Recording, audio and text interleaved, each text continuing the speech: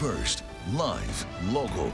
Good Day Oregon starts now on Fox 12 Oregon.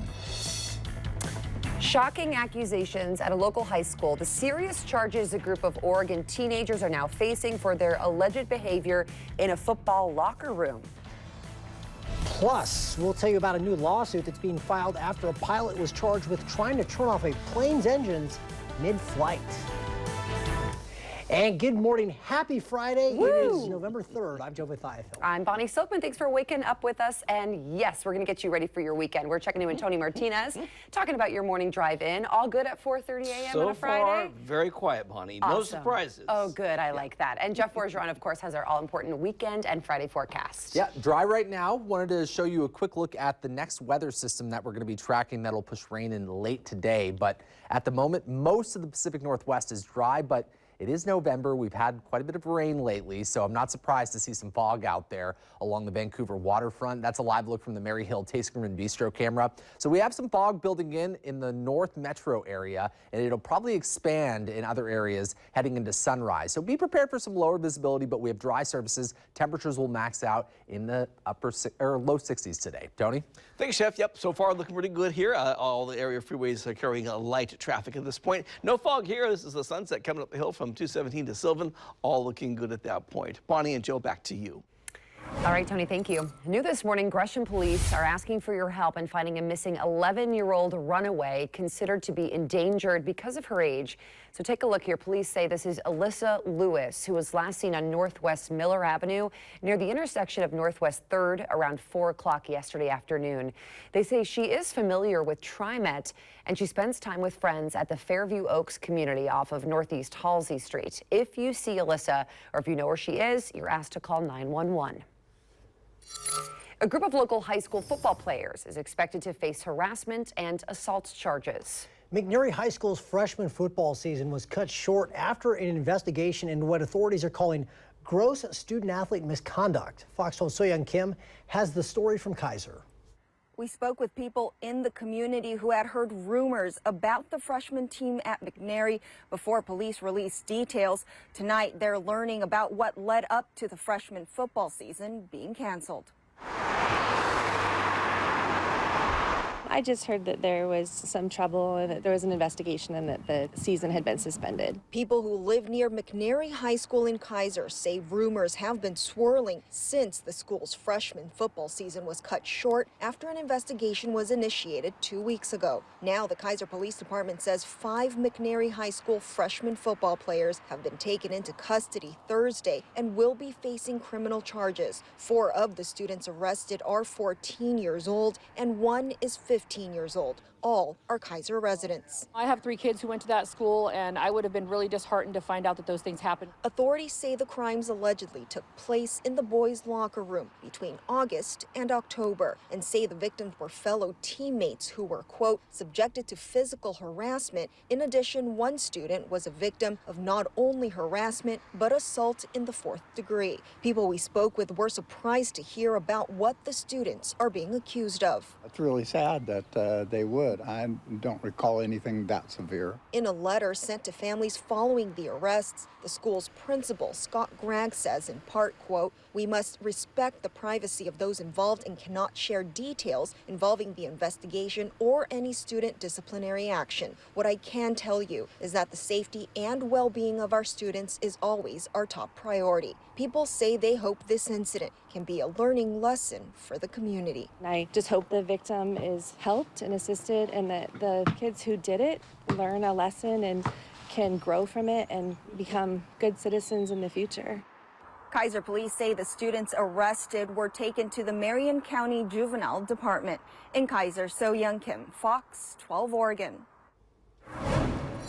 Happening today, Portland Public Schools and its teachers union are headed back to the bargaining table. It's all as their historic teacher strike now enters its 3rd day.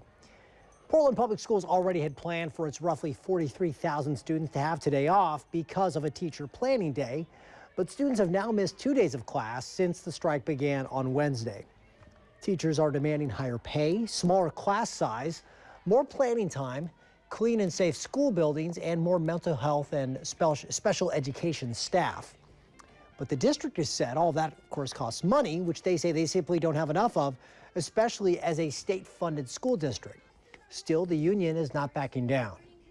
We know that the proposals that we have on the table are well within the means of the district to do if they had the will to do them. This bargaining team has been ignored at the bargaining table for 10 months. Well, they can't ignore you while you're out there on a picket line. Portland Public Schools says they hope to continue bargaining through the weekend and hopefully reach an agreement and reopen schools on Monday. They say they will email and text parents at 7 o'clock Sunday night to share their plans for Monday. And of course, we are keeping a close watch on the strike. You can find the latest on negotiations and impacts on families on our website, kptv.com, or with a Fox 12 News app. 3 passengers are suing Alaska Airlines after investigators say an off-duty pilot tried to cut the engines of a commercial airplane mid-flight. You might remember 44-year-old Joseph Emerson was riding in an extra seat in the cockpit on a flight from Everett to San Francisco. This was on October 22nd, when investigators say he suddenly said, "I'm not okay," and tried to pull 2 handles that would engage a fire suppression system and cut fuel to the engines. The plane did land safely at PDX. Officers arrested Emerson and charged him with attempted murder, among other things. In a complaint filed in Washington just yesterday, 3 passengers claimed that Emerson should never have been allowed in the cockpit because he was suffering from depression and lack of sleep. According to the lawsuit, those passengers have suffered from anxiety, insomnia, fear of flying, and other emotional effects as a result of that flight. In a statement, Alaska Airlines says it is reviewing the complaint and wrote, quote, "The pilots and flight attendants operating Flight 2059 responded without hesitation to ensure the safety of all on board. We are incredibly proud and grateful for their skilled actions." The 10 departing Pac-12 schools claim they should have a say in running the conference until they officially leave in August. They also say Oregon State University and Washington State University are not entitled to seize control of hundreds of millions of dollars of revenue that the league will earn in 2023-2024. In a filing that was submitted yesterday in Washington State Superior Court, the Pac-12 and the University of Washington specifically made the case that conference bylaws do not allow schools to be removed from the board of directors while they are still competing in the league. But Washington State and Oregon State are seeking a preliminary injunction, claiming that the departing members relinquished their rights to decide the long-term future of the league as soon as they announced they were leaving. They point to statements from the Pac-12 commissioner that USC and UCLA had been removed from the conference board of directors after announcing their moves to the Big Ten last year. A hearing in the school's lawsuit against the Pac-12 is scheduled for November 14th. Okay, we want to turn our attention to Fox 12 Jeff Forjon and a look outside on this Friday. How are we looking? A little spooky. Even though we're beyond Halloween now. I know. Yeah, fog is starting to form. You can see some of the street lamps out there along Tillicum Crossing that are showing a little bit of haziness. So yeah, I think the conditions are going to turn foggier along the Willamette River. I'm looking across the studio right now and I'm watching Tony kind of flip through some of the traffic views with some foggy conditions out there. So we're going to be tracking the fog throughout the morning. The weather conditions are going to be pretty calm though. This is a live look outside from the Rivermark Community Credit Union camera on top of the Portland Opera Building. Temperatures are between the upper 40s and low 50s around the metro area. We're going to be dry through the morning. We're mainly dry in central and eastern Oregon, although there are a few showers developing in the higher terrain and off along I-84 closer to the Idaho-Oregon border. Let's take this to a wider view, and I'm going to flip on the satellite imagery again. There's our next weather system, an area of low pressure, a cold front associated with it. The warm front will start to send some clouds overhead later on today. We got to talk about the wind before we get into the rain forecast, though. This area of low pressure is going to bring some pretty strong wind once again to the coast. We had some gusty wind yesterday morning, and it looks like we have another round of gusty wind coming in tonight heading into tomorrow. So the National Weather Service is getting ahead of this. They've issued a high wind warning for the Oregon and southern Washington coast. It starts at midnight tonight. It lasts until 3 o'clock tomorrow afternoon. We'll see sustained winds between 25 to 35 miles per hour. Could have gusts, though, up to 65 miles per hour. So don't be surprised if you have some power outages. We could see some isolated power outages tonight heading into tomorrow morning.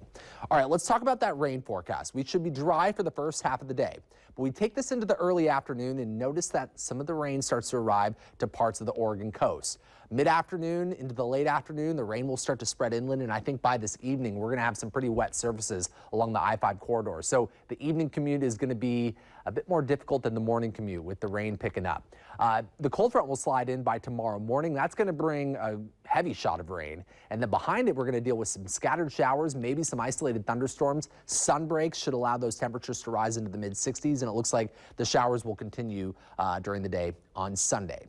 Our 7-day forecast for the metro area shows that we'll have a dry first half of the day, a wet end of the day, showery conditions both Saturday and Sunday. Some downpours are likely on Saturday.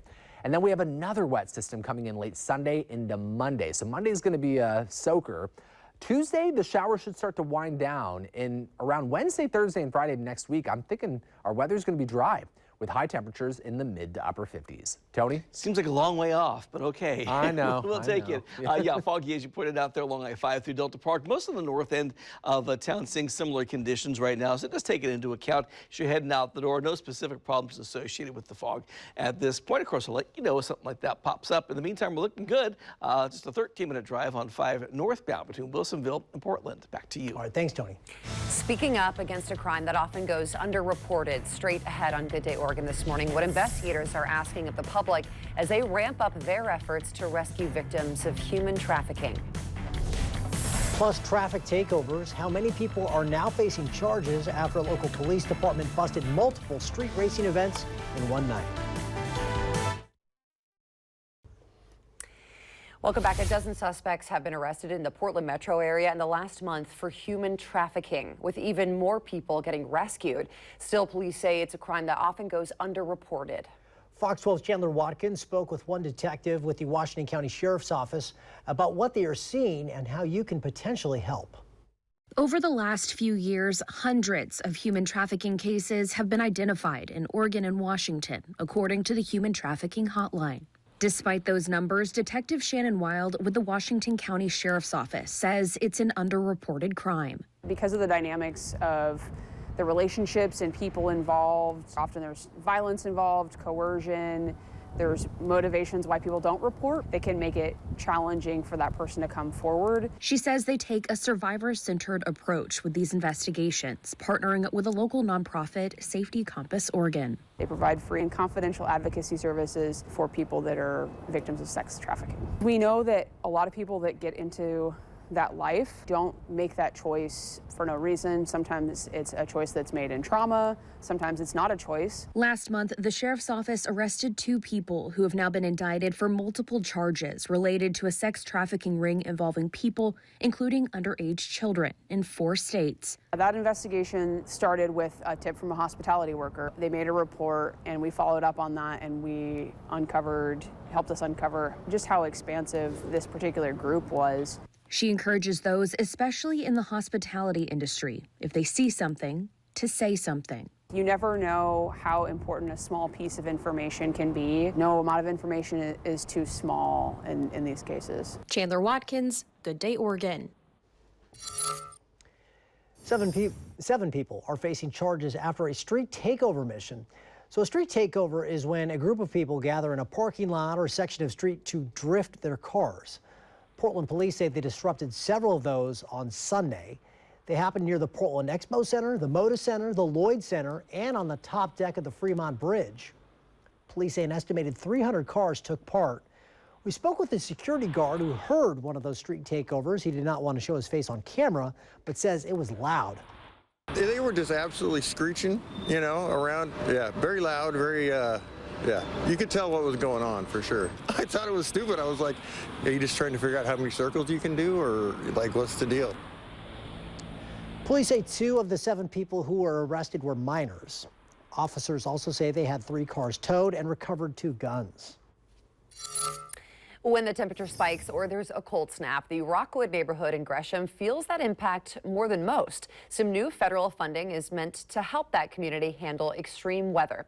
The U.S. Environmental Protection Agency awarded Multnomah County a $1 million grant to help give out heat pumps, train community members, and even plant trees over the next 3 years. Rockwood is not only a low-income neighborhood, but it's also one of the hottest areas in Multnomah County. It's considered to be a heat island because it has fewer trees and more pavement.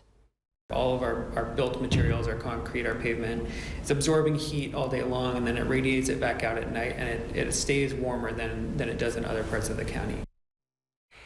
County representatives say that they're hoping this change paves the way to help other neighborhoods across the county. Applications to apply for the heat pumps will open up in February. All right, Jeff, here now. It's getting ready for the weekend. A lot of people are going to be out at the high school football games tonight, all that sort of stuff going on. But I see you have rain totals on here, which is never a great sign. Well, these are the rain totals we've seen since Wednesday, since November 1st. So Wednesday into Thursday morning, we dealt with our first round of rain for the month of November, and our next round of rain will come in right as those football games are basically kicking off tonight.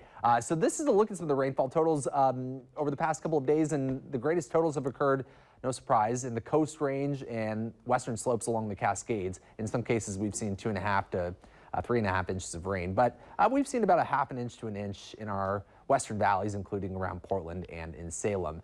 Quite a bit of rain, though, expected over the next few days, particularly tonight heading into tomorrow morning. But this is a look at the next few days. We're anticipating, again, the greatest rainfall totals along and west of the Cascades, 1 to 2 inches in our western valleys, maybe 2 to 3 inches along the coast, and greater totals are anticipated in the Coast Range and Cascades. But it's quiet right now. We'll be dry for at least the first half of today, probably into the early afternoon. Watch this time lapse here from the Vancouver waterfront. The fog really settled in over the past couple of hours, and it's starting to really expand across our western valley. So check this out. Salem's in good shape, but McMinnville's down to a 1/4 mile visibility. We're down to a 1/2 mile visibility in Hillsborough. I think it's going to get a little bit worse as we head into sunrise, so be prepared for pockets of lower visibility on your morning commute. Temperatures really are not that bad, though, this morning. Low to mid-50s along the coast, upper 40s and low 50s in our interior valleys, and it's a bit cooler in portions of central and eastern Oregon where we're seeing widespread low to mid-40s being observed. So along the coast, I think we're going to be dry through lunchtime. But around 1 to 2 o'clock is when the rain is going to start to move back onshore, and the rest of the day will be wet. Temperatures will max out in the low 60s. Our interior valleys will be dry through about 2 to 3 o'clock. But around that time, the rain will start to spread in, and toward the late afternoon, evening, we're going to have soaked roads and surfaces, so be prepared for a wet evening commute. We'll see evening rain in the gorge, so from west to east, it'll turn wet around 4 o'clock to 6 o'clock. Temperatures will end up in the upper 50s and low 60s. The Mount Hood area is looking at evening rain. Clouds will build in throughout the day, but I think most of the day is going to be dry with highs in the 40s and 50s. By the way, the snow level is going to be really high once again today, so no snow expected at pass level. Central and eastern Oregon, you'll see building cloud cover. Most of the day will be dry. Late evening is when the rain is going to start to arrive to central Oregon. Highs will end up in the mid-50s to low 60s. So the rain is going to transition to scattered showers, sun breaks, downpours, and we could have some isolated thunderstorms Saturday. It's just going to be a showery weekend, but temperatures will be more mild Saturday, a bit cooler Sunday. Between Sunday and Monday, the snow level will lower down to about 5,000 feet, and between Monday and Tuesday, it'll lower down to Cascade Pass level, or around Government Camp, closer to 3,500 feet. Around that time, the showers will wind down, and I think Wednesday and Thursday will be dry with highs in the mid to upper 50s. Tony?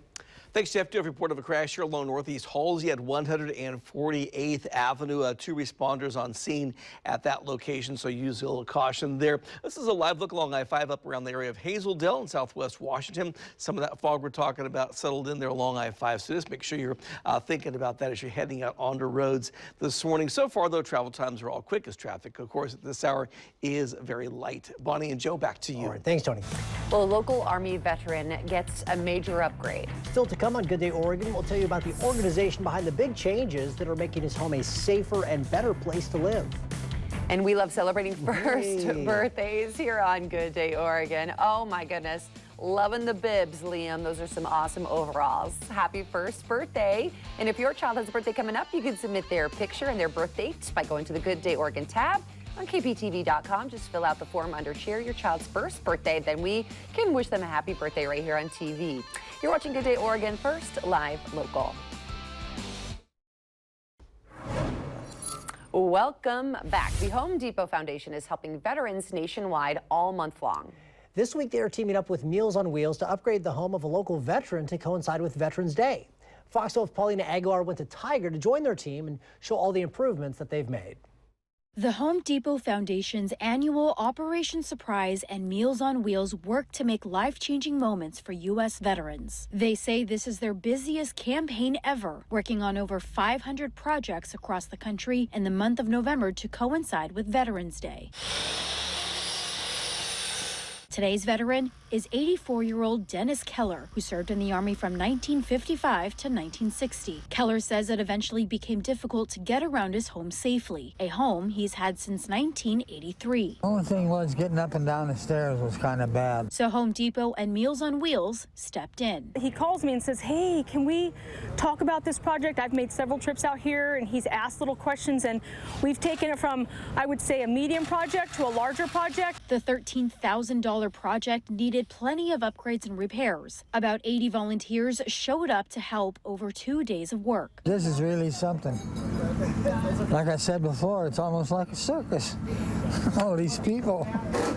He has visited with every single person here. He has talked to everybody. He's all in it. He literally yesterday, day one in the rain, was outside the entire day, having a good time. The team first removed an unsafe deck and installed a new one. They've got a lot up already, and that porch was a lot bigger than I thought it was going to be. So that's a real nice porch. The team built a shed, cleaned up the landscape, and installed a walk path to the backyard. Keller says putting in a handicap ramp was the most important thing. I like to be outside all the time anyway, so I can do that now without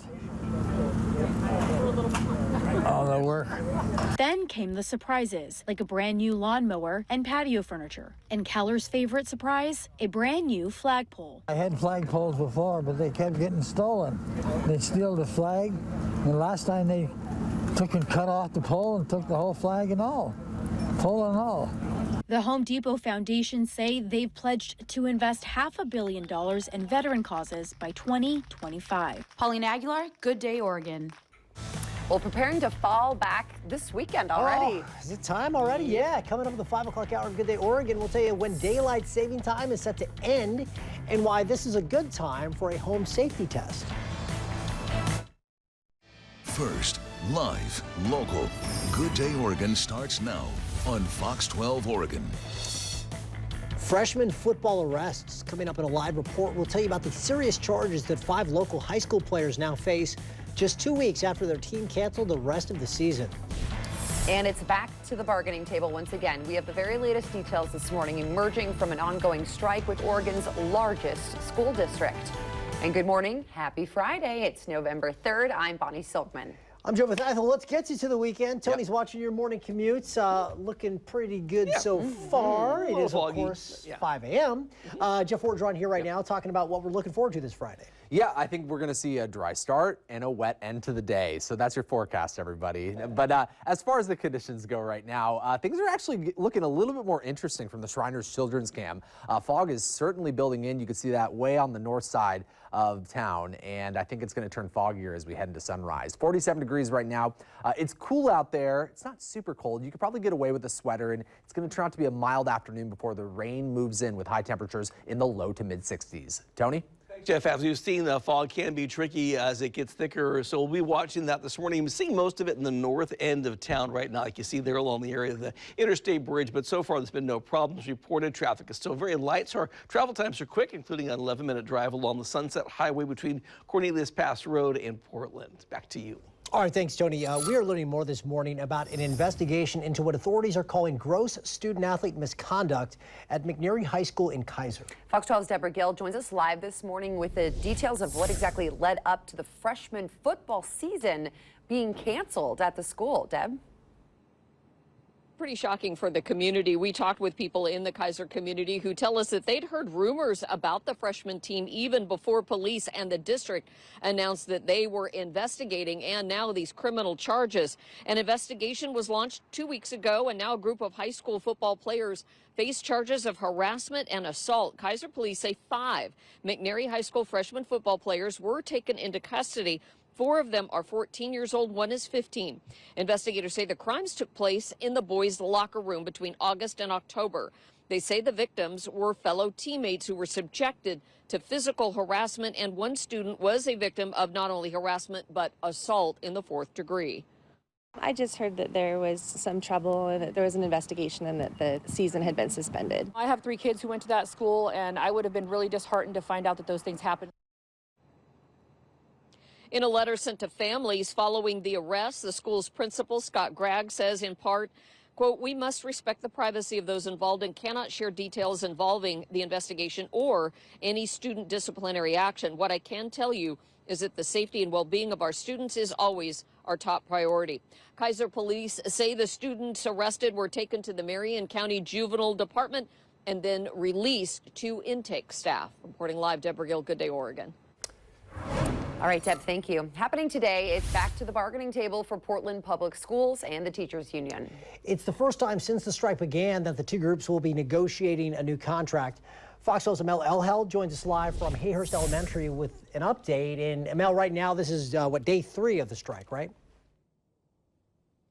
That's right. Teachers will be back here on the picket line for a 3rd day in a row. And technically, students won't be missing any instructional time today because today was a pre-scheduled planning day for teachers, so students would have already had the day off. Still, though, teachers on the picket line say they are remaining determined to have their demands met in their new contract, which is being negotiated today. That's happening at 9:30. They're asking for smaller class sizes, fair compensation, clean and safe school buildings, and more mental health and special education staff. But the district has said all of that comes with a price tag they simply can't afford. Still, though, the teachers union is not backing down. We know that the proposals that we have on the table are well within the means of the district to do if they had the will to do them. This bargaining team has been ignored at the bargaining table for 10 months. Well, they can't ignore you while you're out there on a picket line. This teacher strike encompasses all educators, a part of the Portland Association of Teachers, which is a union that does not represent the district's dozens of charter schools, which are still in session. The district also says even though schools are closed, all of their employees who are not a part of the teachers union are still working. The strike does not affect them. Now, moving into the weekend, the district says they are hoping bargaining can continue and hopefully conclude with an agreement being reached before the start of a new school week. They say they'll let parents know by 7 Sunday night what the plan is for Monday morning. The picket lines are set to reconvene at schools across the city starting at 8 this morning. And again, the bargaining session between the union and the district, that is set for 9:30 this morning. Reporting live, Amel Elhel, Good Day, Oregon. All right, Amel, thank you very much. And we're keeping, of course, a close watch on the strike throughout the day. You can find the latest on negotiations and the impacts on families on our website, kptv.com, or with the Fox 12 News app. New this morning, Gresham police are asking for your help in finding a missing 11-year-old runaway considered to be endangered because of her age. Here's a photo of her. Police say this is Alyssa Lewis, who was last seen on Northwest Miller Avenue near the intersection with Northwest 3rd Street. That was around 4 o'clock yesterday afternoon. They say she's familiar with TriMet and spent some time with friends at the Fairview Oaks community off Northeast Halsey. If you see Alyssa or if you know where she is, you're asked to call 911. 3 passengers are suing Alaska Airlines after investigators say an off-duty pilot tried to cut the engines of a commercial airplane mid-flight. You may remember 44-year-old Joseph Emerson was riding in an extra seat in the cockpit on a flight from Everett to San Francisco on October 22nd. According to investigators, he suddenly said, "I'm not okay," and then tried to pull 2 handles that would engage a fire suppression system and cut fuel to the engines. Well, the plane landed safely at PDX, and officers arrested Emerson, charging him with attempted murder, among other things. In a complaint filed in Washington yesterday, 3 passengers claimed that Emerson should have never been allowed in the cockpit because he was suffering from depression and a lack of sleep.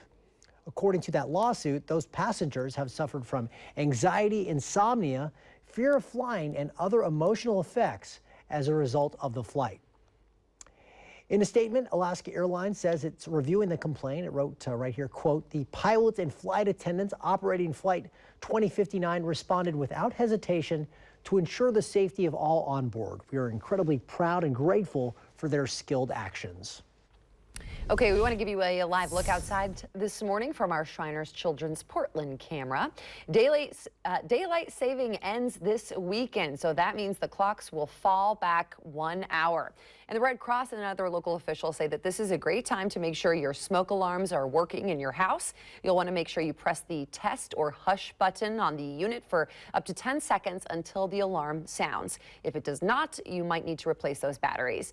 Reset your alarm after each test by pressing the button again. And daylight saving ends early Sunday morning at 2 o'clock. I can't believe we're already here, you guys. It's happening. Hey, we get that extra hour of sleep, kind of, sort of. You know, for a little bit. Kind of, sort of. You know, changing the battery in our household is always like a whole thing. Yeah, because Pepper, our dog, is so afraid of the noise, that chirping that it makes. So we have to take her out in the backyard, deep in the backyard, and then I switch on the battery. But you know how we test our smoke alarm in my house? How? We let my wife cook.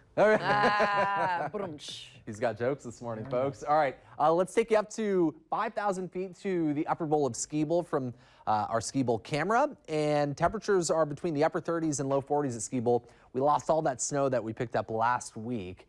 But it looks like we'll get some snow heading into the back half of the weekend and early next week as that snow level finally lowers.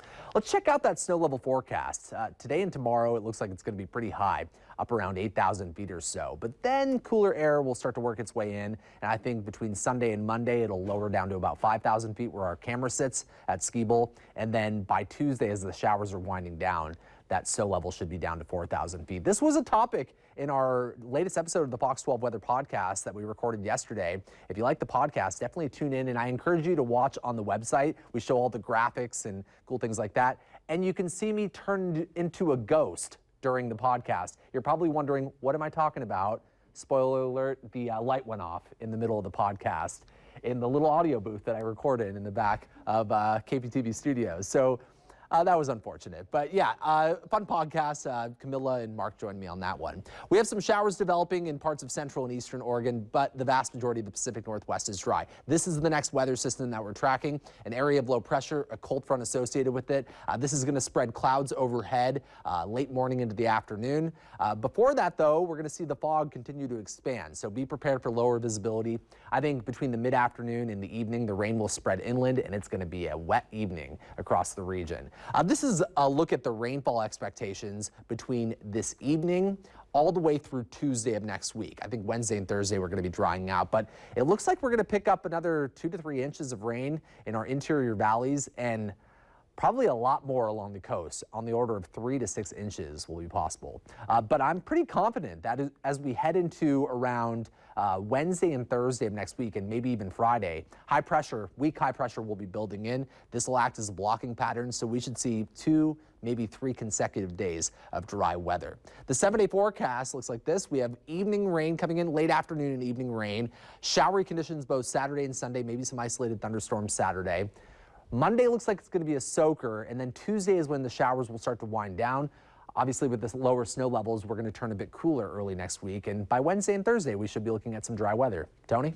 Jeff, I'm not much of a prankster, but if I were, lights off in the audio booth when you're doing the podcast would be so high on my list, it's not even funny. It's like, is he in? Yeah, okay, hit the lights. You know what I look like, Tony? I look like I do when we get to about April, when I haven't seen sunlight for like months and my skin is pale. That's how I looked yesterday. It's worth tuning into, folks, for sure. Thanks, Jeff, by the way. Where you see yellow here, you might see some fog this morning, so that's kind of what we're dealing with in terms of the conditions. Haven't seen too much of it earlier in the week, but today it definitely is laying in there. You can see it along 205 near Gladstone. Traffic is still light, so no specific problems associated with the fog, but just make sure you know it's out there as you begin your trip this morning. Bonnie and Joe, back to you.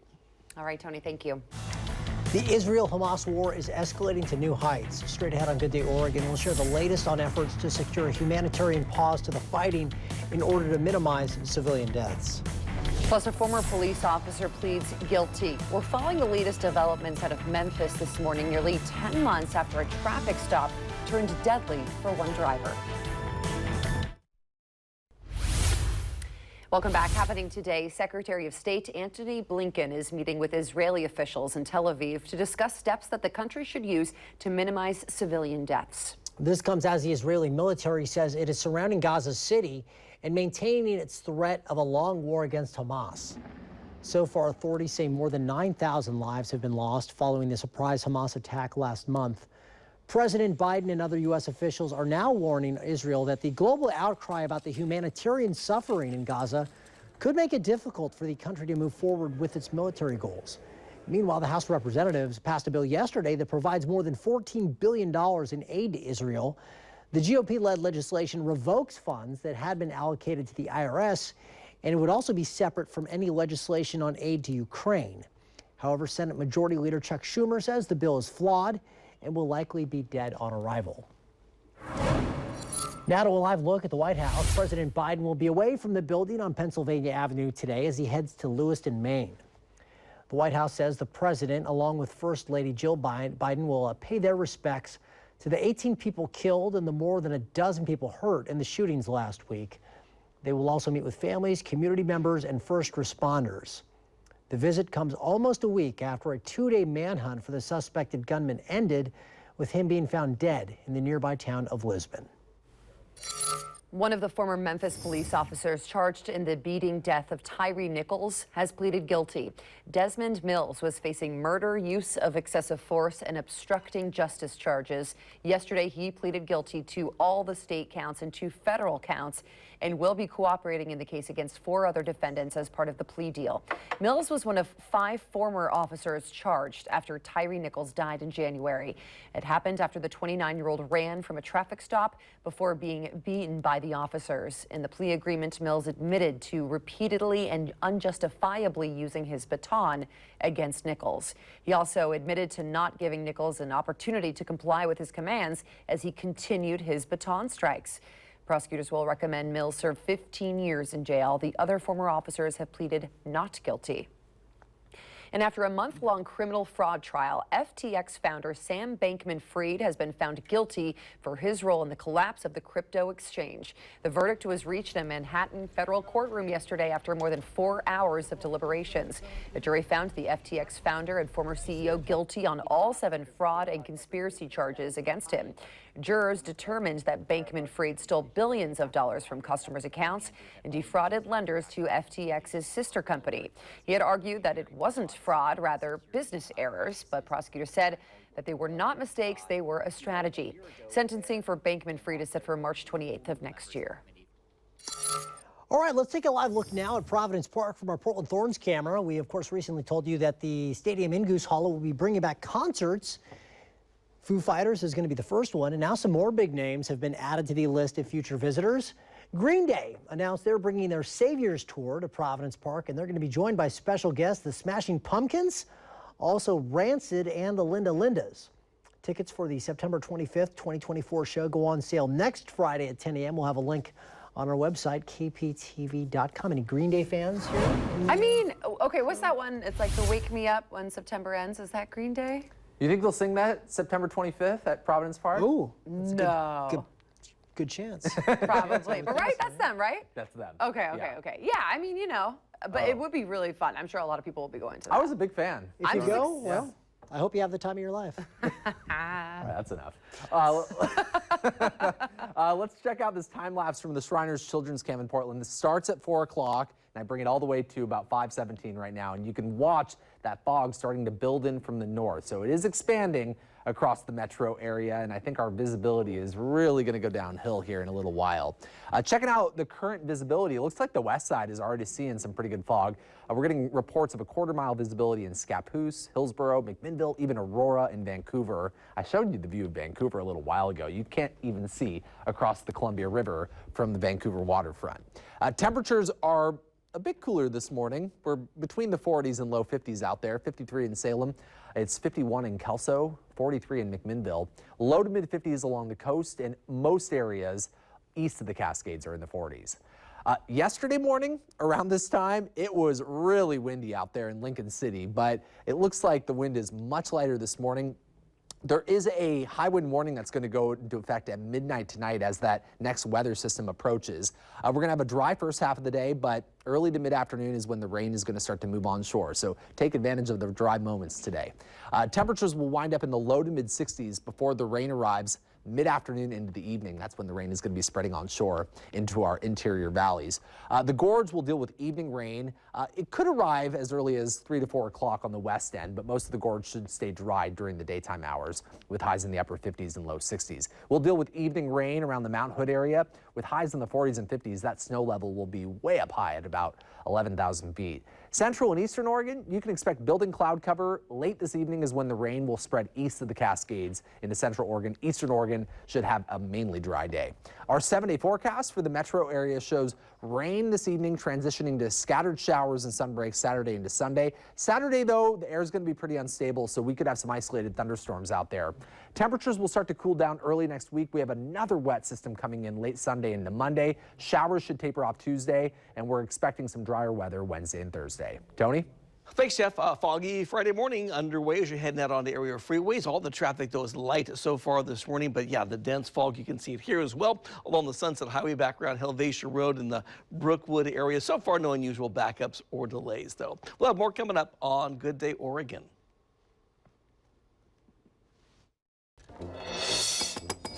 Welcome back to Good Day Oregon. We are over here in Studio B talking about the Fox 12 Les Schwab Tire Center's toy drive because we're kicking it off and it's picking up steam. So I have grabbed one of the toys donated so far. It's this cool Fisher-Price Animal Farm.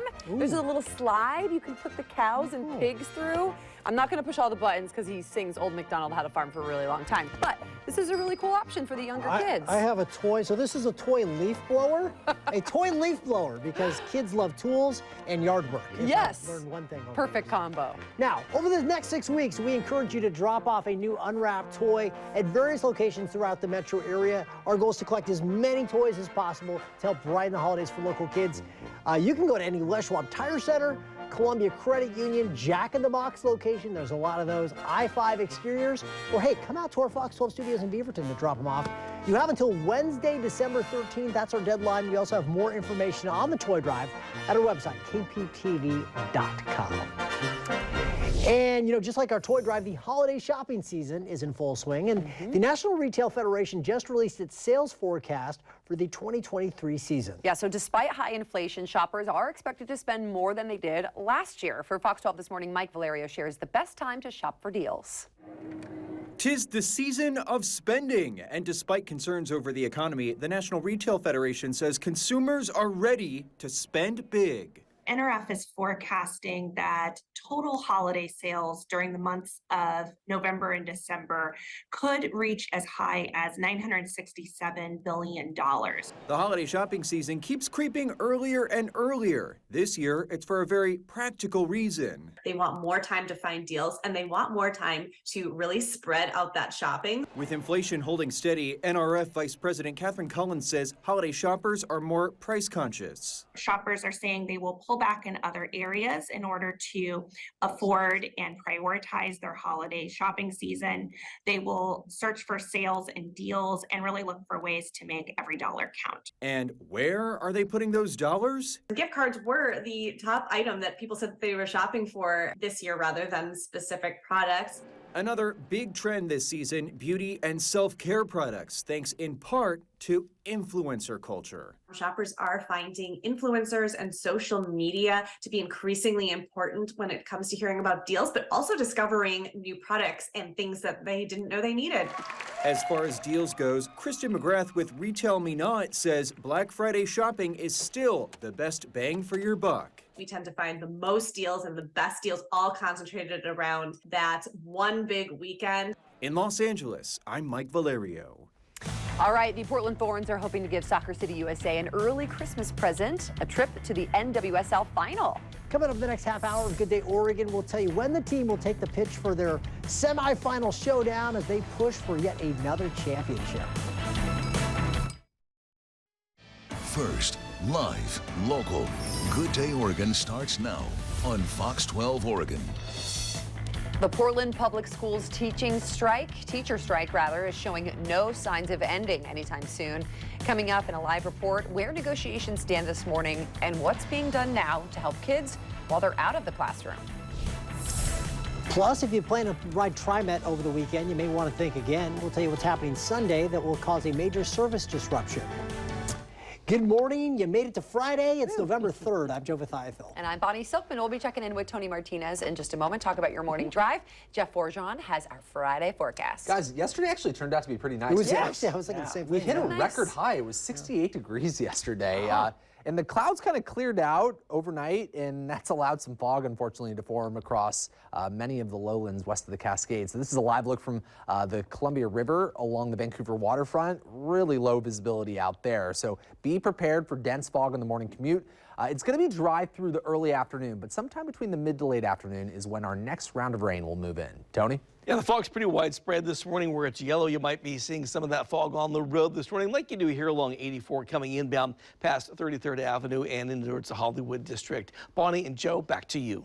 All right, Tony, thank you. Well, today marks the third day of a teacher strike in the Portland public school system. That means schools are closed, which of course can cause childcare problems for parents. Fox 12's Mel Elhel is live now with more on the community organizations that are pitching in to help keep those kids busy and help parents out as well. Mel. Yeah, there are a few places locally that are helping parents out to make sure that they have childcare while the strike is ongoing. That includes the Boys and Girls Club, making sure all of their services are still available to students. But there is also a Milwaukee business that is offering up services to students so that they can socialize and stay active while they're out of the classroom. We work with kids who have never been on a skateboard before, all the way to kids who've been skating for 5-6 years and are shredding out there. Some parents have the flexibility to be home with their kids or whatever, and then other parents are like, I have got to go to work, and so I just want to be able to leave them here. So if we offer a camp type program, they can just leave them, go to work, we'll take care of them, keep an eye on them all day, teach them how to skate, play games, other stuff, and then they can just come back at 3 and pick them up. AJ Waters owns Stronger Skate Park and understands the struggle of being a parent, understands that families are going through a tough time right now with the ongoing teacher strike, so they are offering a daytime skating camp. And then over in Northeast Portland, the Boys and Girls Club is continuing to provide services to students who would normally, that they would normally get at school, like mentoring, academic support, and ensuring they're not missing out on meals either. We're working with our corporate partners to put together food backpacks that kids can take home in the evenings so that their breakfast and lunch is not disrupted. Both Stronger Skate Park and the Boys and Girls Club have openings if families are interested in signing up for help during the strike. If you're a parent that could use some help, they both have information up on their website for how you can sign up. Reporting live, I'm Amal Hal. Good day, Oregon. All right, thank you, Mel. And of course, we are keeping a close watch on the teachers' strike. You can find the latest on the negotiations and impacts to families on our website, kptv.com, or with the Fox 12 News app. The Washington Park Mac Station will be closed all day Sunday for a pretty scary scenario. Yeah, but it's not real. This will be a full-scale emergency drill. It's all to help first responders be ready for the real thing. Fox 12's Deborah Gill is live this morning from that area that will see all this activity. So, Deb, what's the plan? Well, it will be a lot of activity. We're talking more than 20 agencies involving at least 225 people taking part, all in an effort to be prepared should a major threat against the transit system or a disaster ever actually happen. We've seen and heard of these full-scale drills before. The last time that happened was in 2014, where crews simulated an active shooter threatening TriMet. Now, this one on Sunday will involve fire, medical, and police, as well as TriMet staff, and actually include 2 simulated events, an active attacker and a hazardous materials incident. And the exercise will take place here at the Washington Park Mac Station, here on the surface level plaza, and some 260 feet below us on the platforms inside the Robertson Tunnel. And this will disrupt Mac's blue and red lines for the entire day, and this Mac Station will be closed off and be closed and off limits to the public all day Sunday. So shuttle buses will provide service between the Sunset Transit Center and Providence Park stations, and the Max Red Line will only run between the Gateway Transit Center and the airport. Now, the Federal Transit Administration requires transit agencies to conduct these emergency exercises related to critical tunnel infrastructure such as TriMet's Robertson Tunnel through the West Hills. There is no known threat, they say right now. Again, this is just going to be a very realistic drill to prepare for an actual event. Reporting live in Southwest Portland, Deborah Gill. Good day, Oregon. All right, Deb, thank you.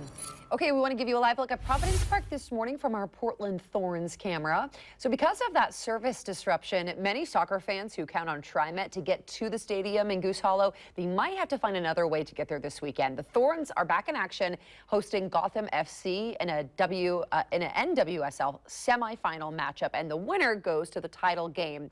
Kickoff from Providence Park is set for 4 o'clock Sunday, so just a heads up.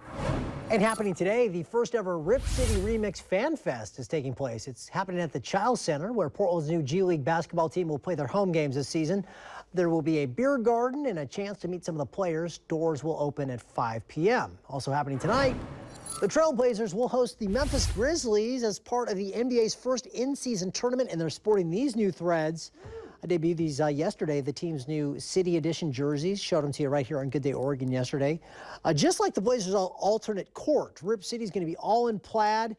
They're calling for a plaid out, so they want fans at Moda Center to wear plaid tonight. Tip-off for tonight's game is set for 7. And I know you have plaid if you live in Oregon. I feel like everyone's got it for sure. Yeah, that's rite of passage. Very much so. Memphis Grizzlies are winless.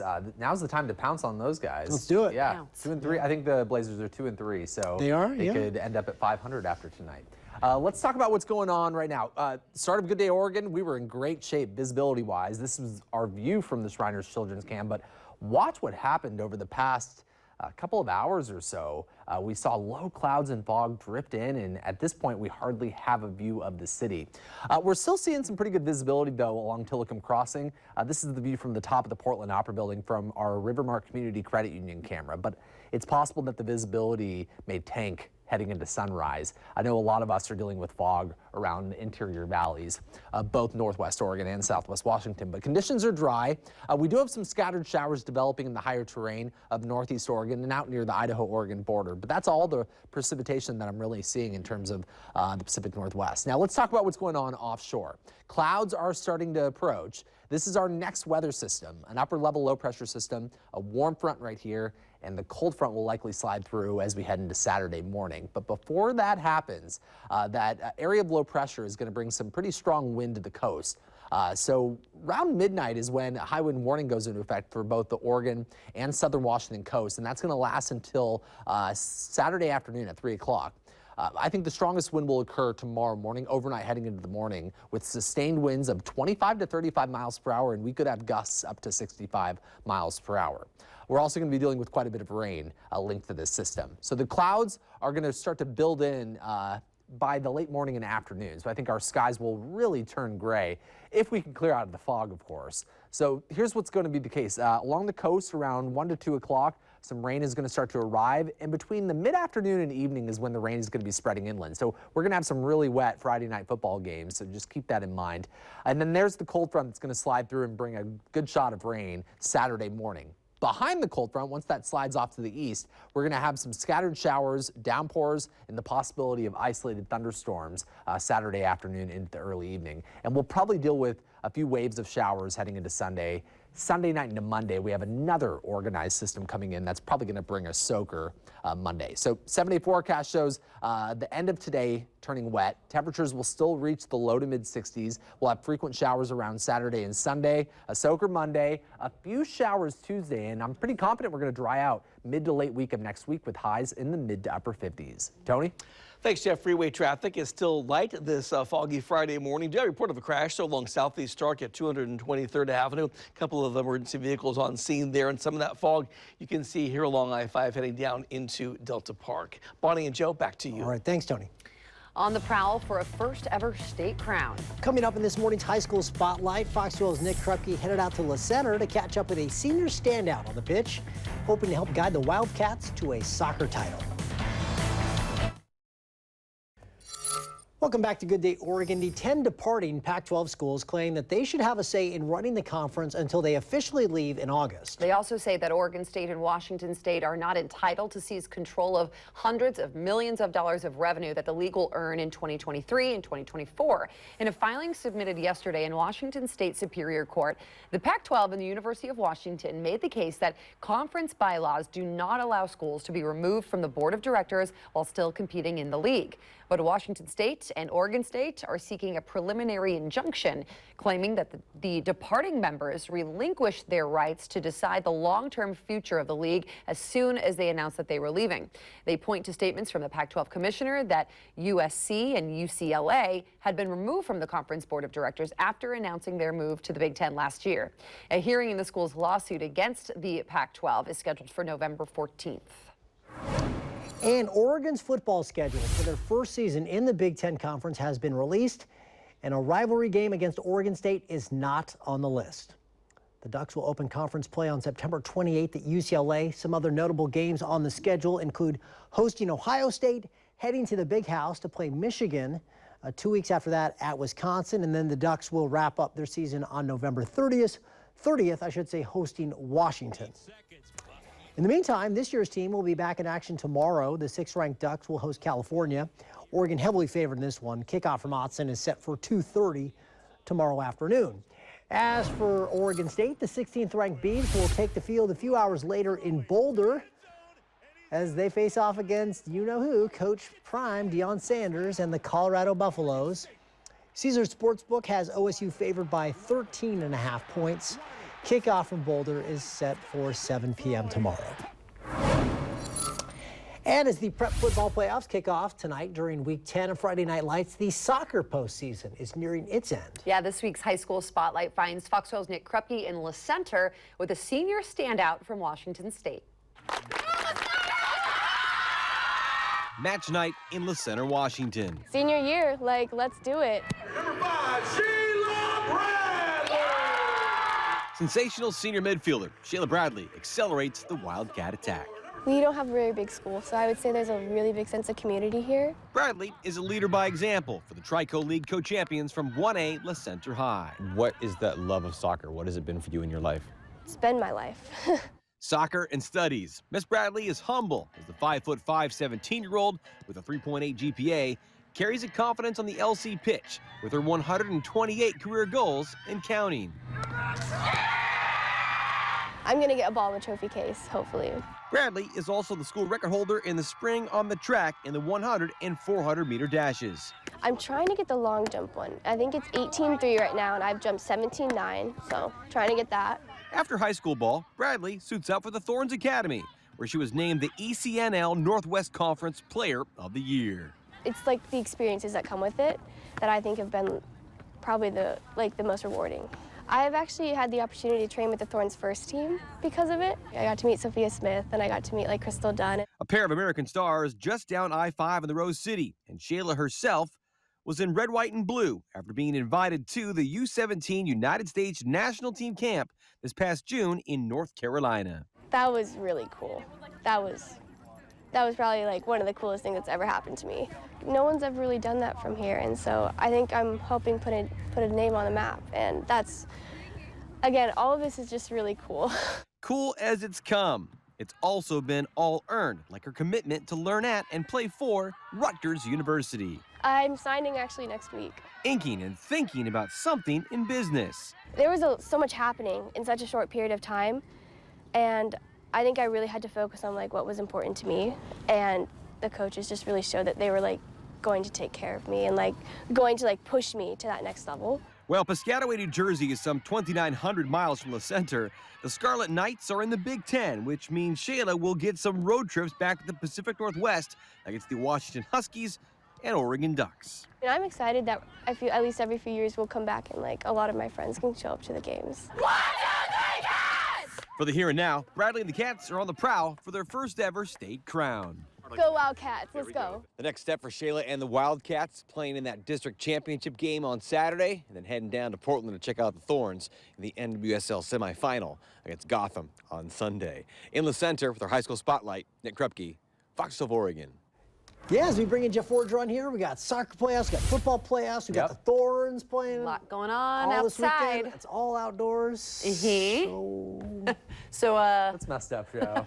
Acting like you don't know what the forecast is. Fill us in here. It's going to be wet, folks. Okay. It's going to be wet this evening. But it's dry right now, so that's a win in our book. Let's take you out live to the Willamette Valley Vineyards. This is a live look from the South Salem Hills, where visibility looks pretty good and the temperature is mild at 54 degrees. But we have lower visibility in parts of the metro area. Currently in downtown Portland, you can see that the low clouds are kind of moving over the buildings there, but we're actually seeing some pretty decent visibility in the city. However, there are pockets of really dense fog out there. We're down to a quarter-mile visibility in Hillsborough and McMinnville. Vancouver, depending on where you're located, has some really dense fog, but where that weather station is at, it's not too dense. But along the Columbia River, you can't even see across the river from the Vancouver waterfront. Temperatures are in the upper 40s and low 50s in our interior valleys and along the coast, and most areas in central and eastern Oregon are starting off in the 40s, 41 in Burns, and it's also 41 in Redmond. Along the coast, it's actually going to turn out to be a pretty nice start to the day, but around the early to mid-afternoon is when the rain is going to start to push onshore. Wind will be light for most of the day, but at midnight tonight, a high wind warning goes into effect. So tonight heading into tomorrow morning, the wind is really going to crank up with the possibility of gusts up to 60+ miles per hour. Our western valleys will have a dry first half of the day. Sometime between the mid to late afternoon is when the rain is going to start to move in. Temperatures will wind up in the low 60s. This evening is when the rain is going to be spreading across the gorge. Expect an east wind at about 10 to 20, gusting to 30 miles per hour this afternoon and evening. You'll feel that on the west end of the gorge. The Mount Hood area will deal with evening rain. The snow level will be way up high, around 11,000 feet. So we're just going to have wet roads this evening through Government Camp. Central and eastern Oregon expect highs in the mid 50s to low 60s. It'll be a dry day with building cloud cover. And late this evening is when the rain will spread across the Cascades and into central Oregon. Our 7-day forecast for the metro area shows a pretty wet weekend ahead with scattered showers. We'll probably have some sun breaks, but also some isolated thunderstorms on Saturday. Sunday night into Monday, another wet system comes in, but it looks like the showers will start to taper off Tuesday, leading into a couple of dry days Wednesday and Thursday with highs in the mid to upper 50s. Tony? Jeff, I know we have the time change fall back on Sunday, and every year, the Monday after that, we see an increase in the number of crashes. So make sure you're aware of that and alert to kind of a preview of that. Where you see yellow, it's foggy this morning, or could be anyway. It's the potential for that. Pretty dense along I-5 here through Delta Park, but the traffic volume is still very light so far this morning. Bonnie and Joe, back to you. Thank you, Tony.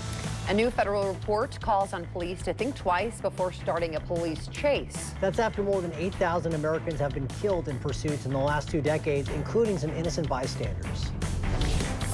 The real important question in all of this is it worth it? Is it worth endangering that person who you're pursuing, the police officer who's pursuing them, and that third party? Fox 12 investigates the high-speed stakes new in our next hour of Good Day Oregon. Welcome back. In this morning's Hollywood Buzz, a new 3-part series is putting a magnifying glass on a particular road in the Northwest. It's titled Lost Women of Highway 20. Melissa's parents, they knew something was wrong. So did Sheila's parents. Her parents called repeatedly. Yeah. But they felt ignored, like the police wasn't taking anything seriously.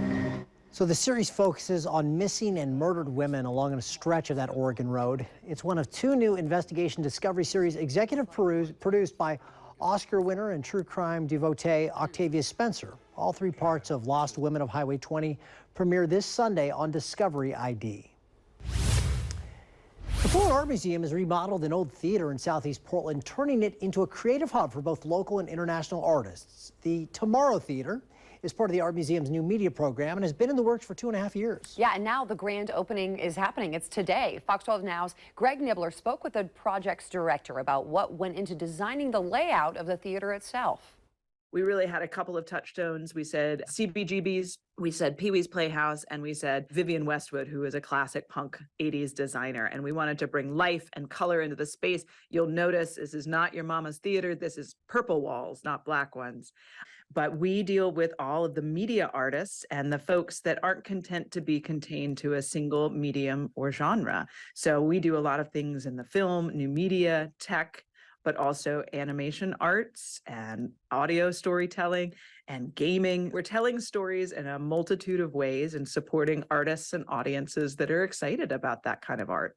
You mentioned that this can be a place for people who maybe aren't necessarily, extreme art fans or maybe are casual or just interested in it. What would their experience be like walking in the door there?